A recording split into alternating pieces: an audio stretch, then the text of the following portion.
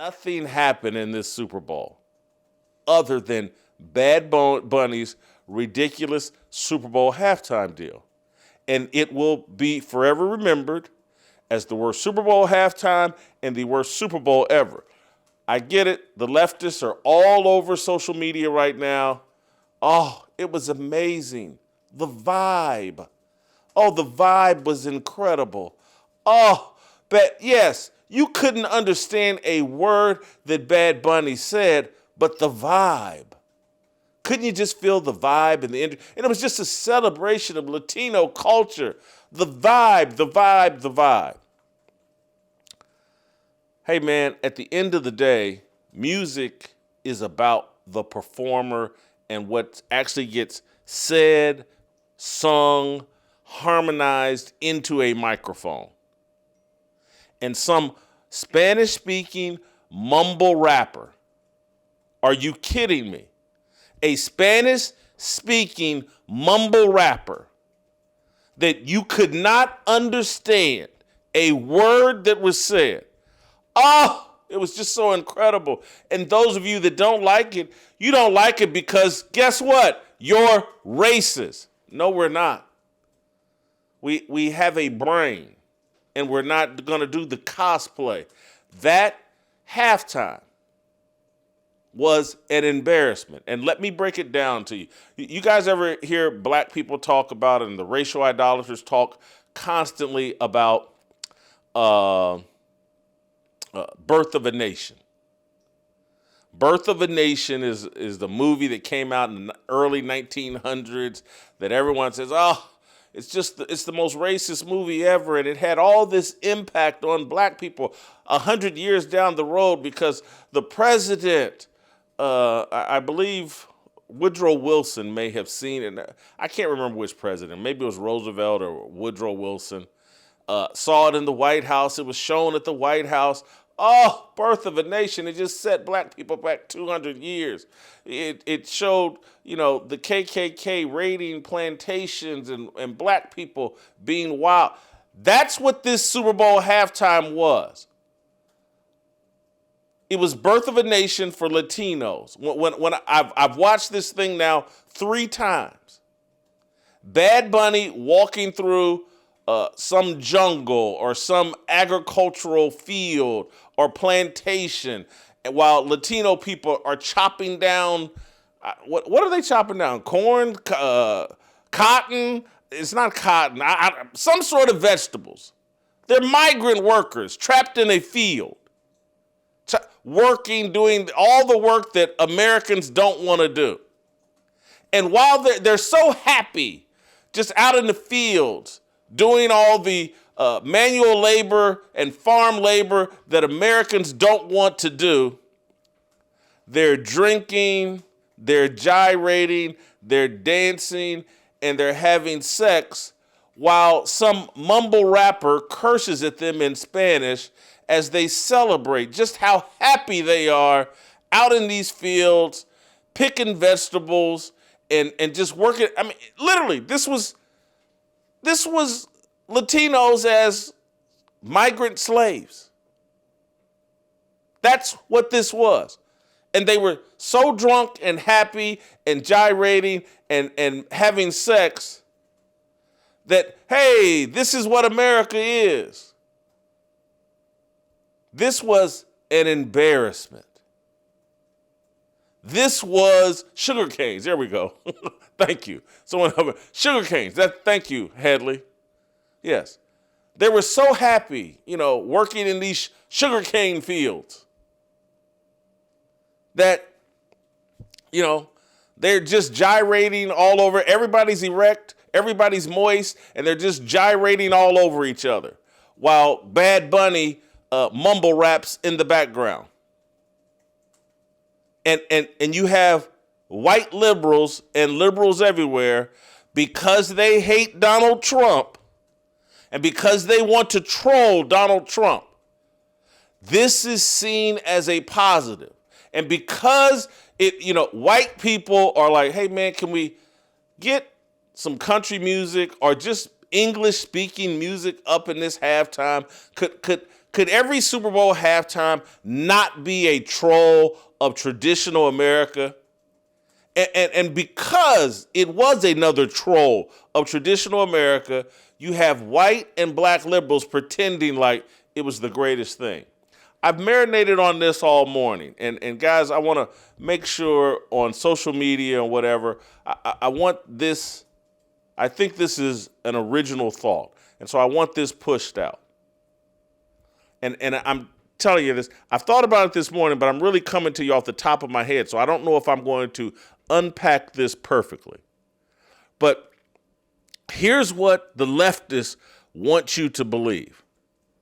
That there is some sort of love that can be born from hate. They want you to believe that love can be founded on hate. And here's what the difference is. Like the Bible teaches us that hate is not a bad thing. That you should so love God that you hate sin. But you can't so hate Trump that you love sin. That's what they're trying to convince you of. That's their religion. That your hatred of Trump can make you love sin. That I don't care if Bad Bunny's music is bad, highly sexualized and degenerate. I hate Trump so much, I love Bad Bunny and I love the degeneracy of Bad Bunny. They're actually, their religion says your hatred of Trump justifies your love of anything that hates Trump or trolls Trump. That's not how love works. And for those of you of Christian faith, I just want you to think it through. That when your mindset is controlled and what you like and what you will support is based on your hatred of any individual, you're doing life wrong and you're certainly doing Christianity wrong. Now, I'm going to just give you one last example, and guys do a great job of chopping this up and putting me in context. Take me. I used to love rap music. But I've gone so far down the rabbit hole of loving God that I now hate rap music. Do you see how that works? You can love God so much that there are things you will hate. Abortion. Profanity. I don't like it. And I used to love it. But that's the mentality that they're telling you, that like your hatred of Trump justifies your stupidity. And so, therefore, if Bad Bunny, and, they did a great job of lowering expectations for Bad Bunny and convincing you, oh, he's going to wear a dress, he's going to wear a dress. And then when he doesn't wear a dress, now everybody can come out and say, see, it was exaggerated. Bad Bunny, he was actually great. He didn't wear a dress. That's lowering expectations so that you will accept the trash that they're feeding you.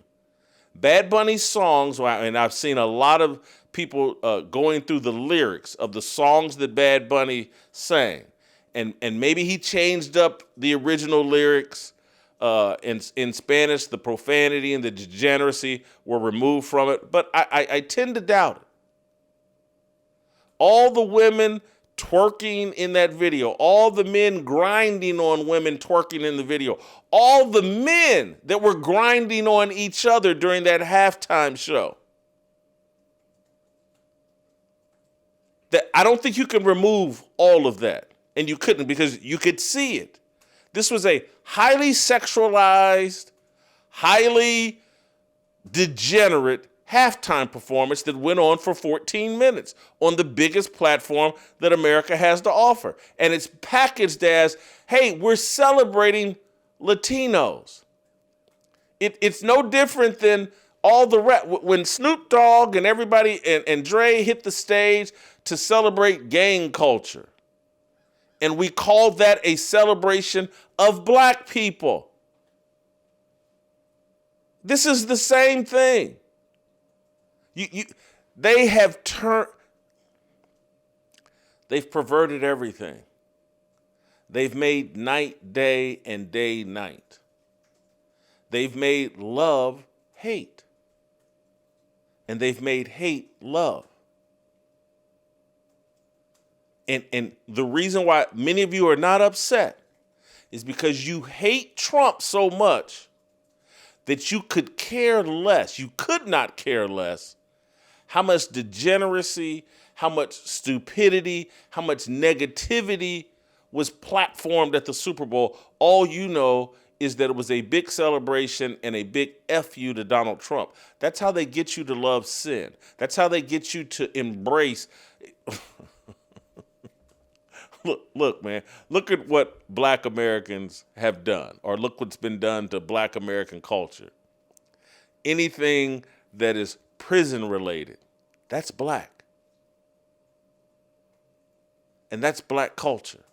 And the entirety of black culture is based off the mentality you need to survive inside of prison. Do you understand? I mean, they've given you a prison mentality. They've made you love prison music. They've made you love a prison code of ethics. I don't snitch.